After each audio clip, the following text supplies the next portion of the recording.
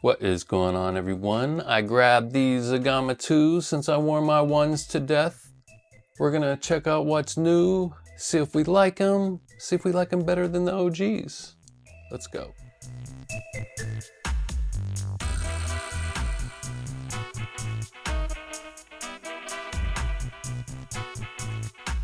First, let's just talk a little bit about what this shoe is and who it's for. The Zegama is a long-distance capable trail shoe that's good for easy to moderate terrain. Maybe a little unstable for technical terrain, but it doesn't matter if you're a casual or hardcore runner. It's a comfy workhorse that's suitable for hiking as well. Starting with the upper, we have an updated, non-stretchy engineered mesh that has great breathing and ventilation, even though it feels well padded on the interior. A thin TPU layer on the toe bumper protects the mesh, and I think some people will be happy that the toe box is wider this year, but the depth of the toe box is as shallow as last year's model.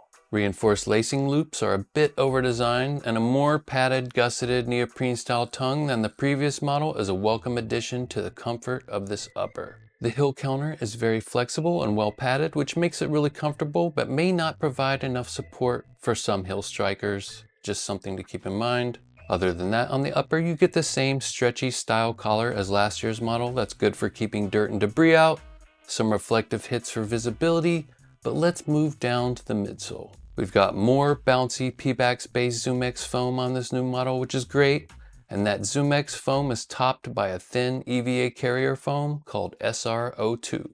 The purpose of SR02 is mainly to enhance durability by shielding the more delicate ZoomX from the ground. Nike has done a good job at matching the durometers or softness of the two different foams, which gives it a seamless and plush feel underfoot. The heel stack is actually 30.3 millimeters as measured by runrepeat.com and less than stated by the brand. It does give the illusion of a higher stack because of the high foam sidewalls, and that should be enough for most people, but Nike shouldn't inflate that number. They want to claim 36.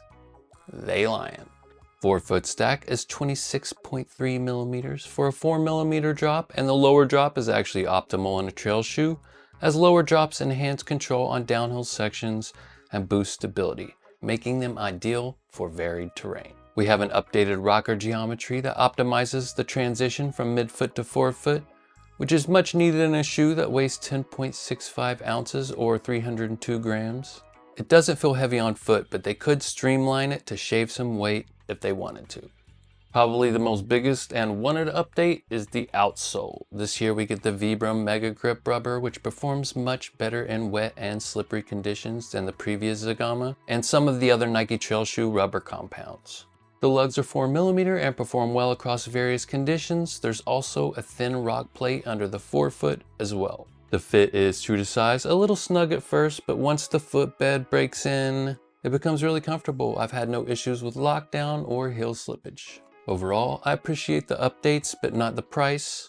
That's why I bought mine on sale. Now, should you as a consumer buy the 2 over the 1 if you find the 1 really cheap? I would only spend the extra money for the 2 if I was going to be running in wet conditions and needed an outsole that I could have confidence in. As far as the design, I find a lot of running and trail shoes pretty boring, and you may not like this design, but it's definitely not boring. As usual, shop around, watch reviews, look for sales. I hope you guys enjoyed this review. If you want to follow me or hit me up on my personal Instagram, it's so lame right now. Leave me a message here or there. I always respond. Thanks for watching. Peace.